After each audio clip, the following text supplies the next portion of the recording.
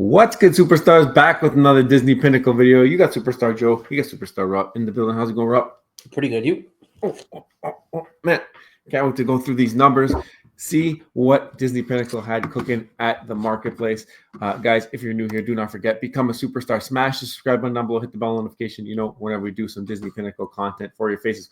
When we get into a Disney Pinnacle mood, we stay in a Disney Pinnacle mood. That is what history shows. You can also become a superstar VIP. $2.99 a month. Hit the join button under the video. Get access to all of our spreadsheets, any of that good stuff, but also giveaways every single month. You get one of these stars next to your name. You can flex on them in the chats.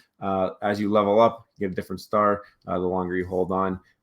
Really pretty cool program. You can also follow us on X, follow us on Instagram. Join our Discord. We have a Disney Pinnacle chat there. People flexing their pins all the time. It actually was, I love to say it, the first active Disney Pinnacle Discord in existence with a pretty tight-knit community. Obviously now Disney Pinnacle has their own Discord. However, you want a little bit more free-flowing where people aren't going to really comment on what you say. You can always come over to our Discord and check it out. But we love both Discords. A lot of fun. And Rob, how's it going? It's going great. Guys, join the Discord. It's a great place not only to first, I mean, most people join it for one project and then they learn about other projects. Mm-hmm. So one of the best things about our Discord is not just one project. However, with that being said, we have a great Disney Pinnacle chat. And I think if you're watching this video, open the description below, join the Discord, and then it's 24/7 discussion. Lots of avid collectors and people who care about the space in that Discord. Make sure you join. So marketplace event. We're going to continue talking about this because we did a video a few days ago, but we didn't really have a chance to get into the numbers. We kind of briefly went through Flowvana.io, which talked about different sales. But our good friend Diamond, shout out Diamond NFL. He is a whiz on the Flow blockchain, and he has all kinds of crazy info, like diagrams and breakdowns of all the different sales. So he does a really good job kind of reading that blockchain and consolidating the data for all the normies like us to understand. So he said this is the second marketplace event has wrapped up. The event ended with a total of 8,930 digital pins sold and 165,950 in total sales volume. That worked out to about $18.50 per trade or per pin. Below, I put together some requested statistics. This includes top buyers and sellers by volume, sales over 500, and more. This marketplace event was the first time you could sell open edition, open event edition, and starter edition pins. So 8,930 were sold. By edition, open editions over 7,000 were sold, which are the majority. Open event editions were 571. Limited editions, only 986. Limited event editions, 118, very small. And then the starter edition, 234. By series, though, obviously the starter 2023, 2,200, 2024, 5,400, and then 2025, 1,200. And then he had a dashboard, and he said top buyers by volume. So these are names now because it's blockchain. We know the names. And Youthful Little Penguin dropped $12K, buying up 400 pins. By sellers, we got Ferbs Loops, who sold over $9,000 worth of pins for a total of 668 sales. And then lastly, there were a total of about 23 sales at or above $500 during the event. So this is pretty good. Some of these pins did sell for over $500. Now, this is key here, Joe. The most expensive digital pin was the digital display Tiana, sold for $1,000.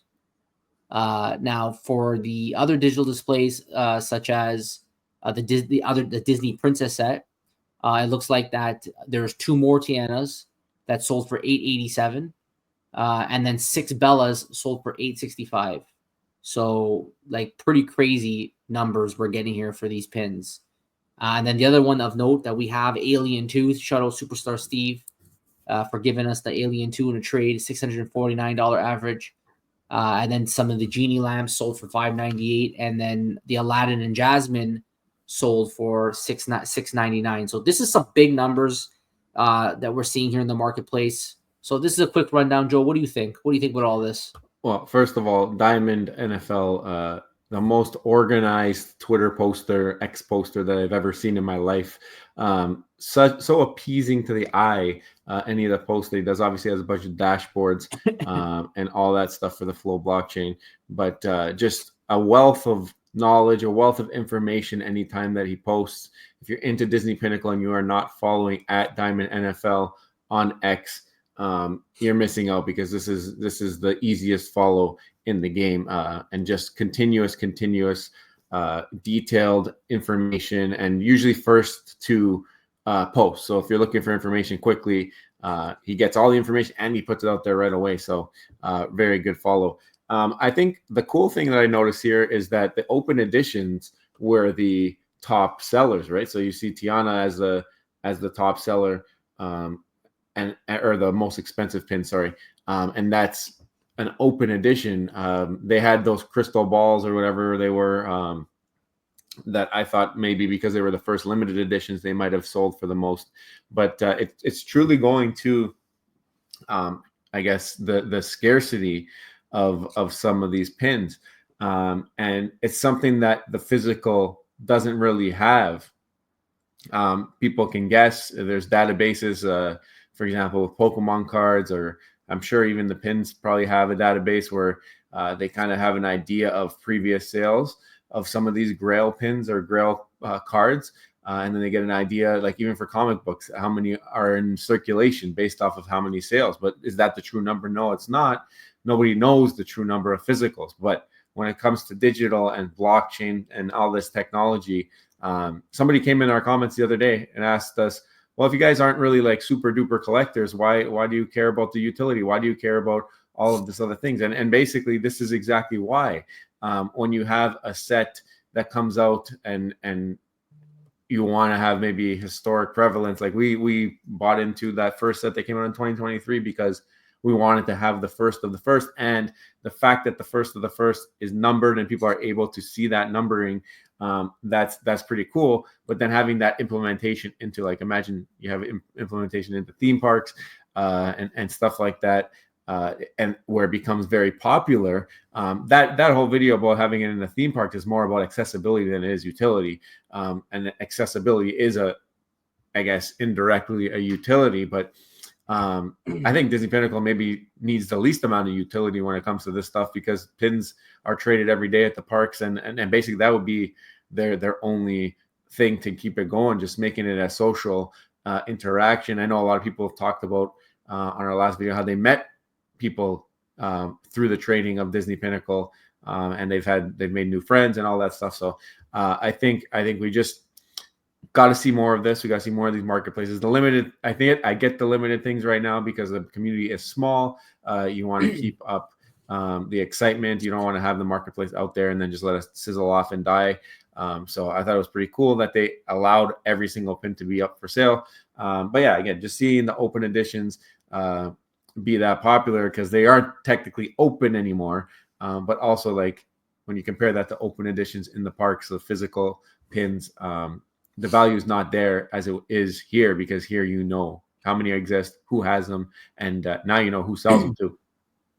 Well, we saw that in the digital space, and the same is true in the physical space, which is why the digital space is replicating that. First editions are usually the ones that people want, right? So you're seeing most of the trades. I mean, he has the data right here. I scroll back up. There's a lot of first editions. Like, if you look at this diagram, you can see clearly that, there's a lot of volume ones that people wanted these things, right? It's all about volume one. Now, the 2023 ones, I really thought that the 2023 ones would be the greater proportion of sales overall, but I guess there was only 1 month and a bit of it. So people, obviously earlier on, there was a lot of volume ones of Star Wars and other things. So probably at the beginning of the year there, that was something that people were targeting. So everybody wants always the first of whatever was in there. Now, another thing is, if you take a look at the sales data, this is the sales feed. You can see here, some of the big prices. You got prices. Let me just kind of scroll up here on the sales feed so that you can see this, right? So it says here price. So you can see some of the prices here. 750 on the digital display. This is of the Alien 2. This is what he was talking about, right? Scroll down, 135, and then some familiar names under our sales that we're seeing. Ferb Loops is the #1 sales guy. So there was a lot of interesting things happening on this for sure. You get some more sales data over here. VV Fans, shout out VV Fans. In this case, he was the seller here, and then followed up buying afterwards. Limited edition Pixar Alien Remix Merida. So from Italia Gin. So you can see all the data here. You can see the wallets. You can see the price that was paid. So it's very, very useful. This is Flipside Crypto, and this is Diamond who put together this against the infographics. I'm personally impressed with the $165,000 overall volume, considering it was a 4-day event. What you find with these things, though, if you leave the marketplace open indefinitely, you kind of have they spiked it because it was a limited window in which people can actually do this. If they just keep it open, maybe they're not going to see continuous volume. Like, you can't extrapolate this and think, well, 4 days, 165,000. If we extrapolate this, it's going to stay at this rate. Most likely, it will definitely taper off because there's no urgency for the people to come in and participate in that weekend. And I think they probably are going to continue doing this for a while. I don't know if the global launch is going to occur when they have some more big news. I don't know if the platform's not built out yet, and maybe they're planning to announce some crazy partnerships. But either way, it looks like they're really setting the groundwork right now. They're really showing us exactly how they want this app to operate when it's fully active and they do this global launch. And I think that the hardcore physical pin collectors, I can see them because of the ease of use and the marketplace, specifically the marketplace. I can see some of the physical pin guys converting to the digital side, despite that resistance that we saw on comics, for example, where physical comic book collectors are like, this is garbage. Don't even waste my time with the digital space. But the way this is going, I think that they may have a chance with physical pin collectors here on the digital side. Yeah, I mean, it's something that we mentioned in our video yesterday. I mean, we're still pre-global launch here in our 3rd calendar year, technically, since the first drops were from November 2023. Now we're in 2025. We got 3 date stamps on these. So, I mean, they're not in a rush to rush things out here. They're doing things methodically, testing things out, very, very beta here, and proof of concept stage still, which seems like they're waiting for something. And we did that speculation last video. I still believe that speculation, even though it's 100% speculation from us, that they are waiting for some type of implementation at the parks.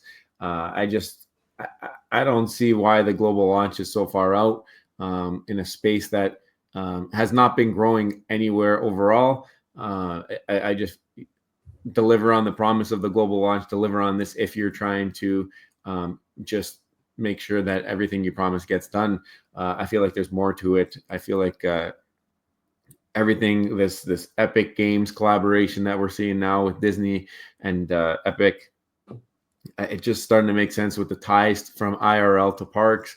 And then you have a Disney exclusive platform like this one that deals with pins, which nobody asked for digital pins. Nobody asked for it. It didn't have to be pins. It could have been digital pictures. It could have been digital stickers. Why is it not stickers? Why is it pins? It's just, it seems like there's more underneath the curtain or behind the curtain. And it's starting to make sense as we see other developments in the space of digital and physical, and especially from Disney, who's been not shy to discuss their ventures here. They did that whole thing with Apple and the goggles. They had their little tidbit in that presentation, and then now we see with the Epic Games, the collab of having a virtual universe. I think we're going to start to hear more about this. Maybe it'll start to ramp up within the next year or two. But the marketplace being successful in this little window, I think you're right. Keep it going on these mini market releases just to keep the smaller community engaged. And then once you do have a bunch of eyeballs addicted to this, kind of like we see with Pokemon TCG Pocket, where you can go on at any time of day and you're going to find a matchup for a battle. Once you got that kind of interest, then you can start to leave things open and not worry about it. But yeah, they're getting great beta testing going on, and looks like Marketplace was no exception. I just want to give a shout out to Glib Penguin. He's in our Discord, so shout out to him. He was a actual top buyer, 12th top buyer on the app with 40 buys. I think this is by volume, by dollar volume, I guess. So even though the number of buys were less than some of the others, the total dollars spent was much higher at $3,041. So look at that. Furbloops is top 15 buyer, and he was number 1 seller. So I mean, they're engaged. That's right. That's right. Engaged. Sold over 9,000. Not selling off. Yeah, bought 2,600. So everyone, why don't you guys let us know in the comments below before you head out? What do you guys think about Disney Pinnacle's Marketplace event? What do you guys think about the prices that we saw? Again, shout out at Diamond NFL. Make sure you guys follow him on X. Great information. This is his flip side, crypto.xyz/diamond. You can check out a whole bunch of stuff that he has there. So guys, make sure you let us know in the comments below. And before you go, do not forget, become a superstar, smash the subscribe button, join the Superstar fam, hit the bell notification button to get our videos a couple times a week. Thank you to our VIPs, your endless support. We appreciate you so much. Everyone, take care. See you next one. Bye-bye. Love you.